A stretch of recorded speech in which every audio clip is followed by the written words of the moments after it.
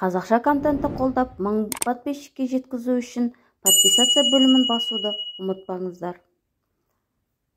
Көңілдес болған еркек. Бала кезім. Анам байғыз 3 балаға ана да, әке де болды. Ешкімнен кем қылмай өсірді. Мен үйдің еркесі болдым. Бойым өте кішкентай, арықтығым бар. Есесіне сұлу болдым.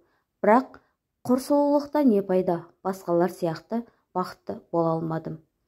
Мектеп бітірген бойда анам оқытамын дегенде сүйгенімді таңдап кете бардым. Менің әкем бала кезде жаман аурудан қайтыс болған екен. Сүйген жігітімнің әкесі ішкіліктен бауыры кеткен. Екеуміздің де әкеміз жоқ. Жалғыз анасы бар. Ол да жалғыз ұлы үшін өмір сүрген батыр ана.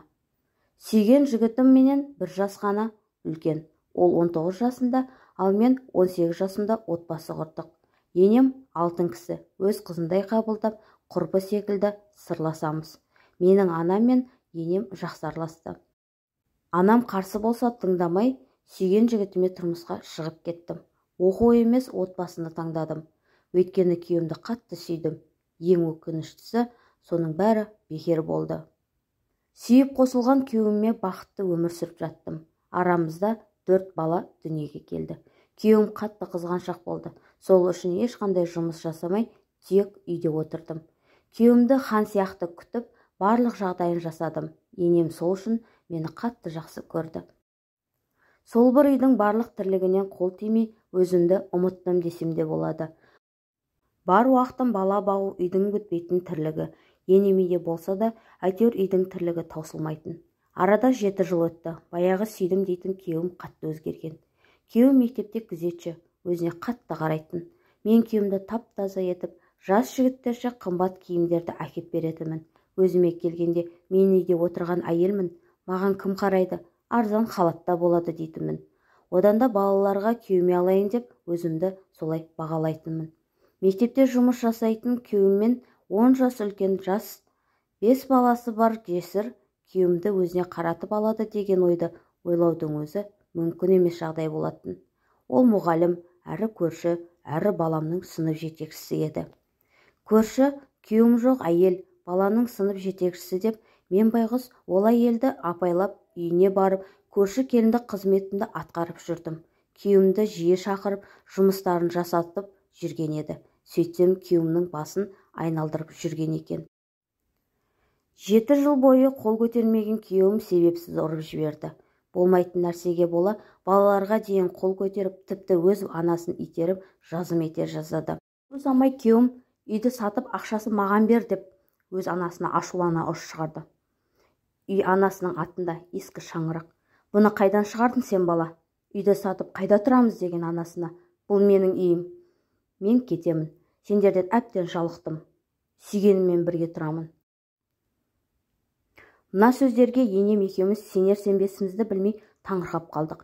Ей, сен не сандырақтап тұрсың деген енем сөздерін әзер айтып жатты. Мен көз жасыма ерік беріп, тілім байланып қалды. Күйеуім болса, маған бақыт сыйлап, өзіне ғашық еткен Мая, енді ол менің әйелім.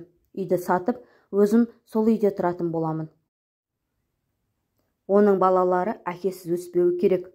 Байғұс енем жалғыз ұлының мына сөзіне қан қысымы көтеріліп, ауруханадан бір-ақ шықты. Енеме қарап, балалармен үйде қала бердім. Күйеуім болса жесір мұғалім үйінде тұрып жатты. Туыс-туғандар біраз уақытқа дейін күйеуіме тыныштық бермей ақылын айтты. Өз анасын тыңдамаған еркек өзгенің ақылын не қылсын? Байғұс енеме обал. Жалғыз ұлы қартайғанда біреудің жесірі үшін бала-шағасынан безіп, өз анасын керексіз етіп тастап кеткен кімнің болса да еңсесін түсірері хақ. Ал менің жағдайыма келер болсақ, өзімді жазғырумен болдым. Ішім алай-дүлей, түні бойы көз жасым құрғамайды. Әйтеуір балалар үшін тірі жүрмін. Бұл халімді туған анам біліп, мені таныстары арқылы жұмысқа орналастырды. Емханаға санитар болып жұмыс жасадым. Ал күйеуім жесірмен көп ұзамай басқа қалаға көшіп кетті. Көршілерін оларды жек көріп, енемен жаста кемпірлер қарғыс айтатын. Не жағдай болғанын білмедім. Әйтеуір көшіп кеткеніне қуандым. Әйтпесе көрген сайын ашуым келіп жылап алатын едім. Балаларында әкесінің үйден кеткеніне шыдамай, менен тығылып жылайтындарын көріп жүрдім. Қайтейін енді, оларды қалай жұбатарымды білмедім. Мен жұмыс жасап өмірім өзгере бастады. Жұмыста косметика сататын келіншекпен жақсы араласып, мен де косметика сата бастадым. Алланың берген себебі болар, Oriflame заттарын сатып қосымша ақша таба бастадым. Енем үйде барлық балаға қарап отырды. Арада 5 жыл өткенде күйеуім азып-тозып қайтып келді. Түрі адам танымастай өзгерген. Күтім көрмегені көрініп тұр. Анасының аяғына жығылып кешірім сұрағанда анасы әрине кешірді. Жүрегім тас болып қатып қалған. Кешіргім келмегенмен, бірақ күйеуімнің жазылмас дертке ұшырағанын естіп кешірдім. Қазіргі таңда күйеуім ауру, күтіммен ғана өмір сүріп жатыр. Анасы күтіп, қарап жүр. Менде ешқандай сезім қалмаған. Бар уақытымды өзіме, балаларыма ғана арнаймын. Бір үйде тұрып жатсақ та оны елемеймін.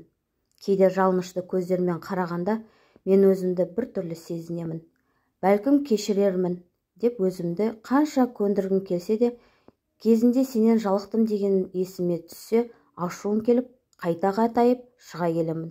Анау айтқандай ұзақ ғұмырда қалмады. Айтыңыздаршы, күйеуімді кешіргенім дұрыс па? Сіздердің ақыл кеңестеріңіз маған қатты қажет.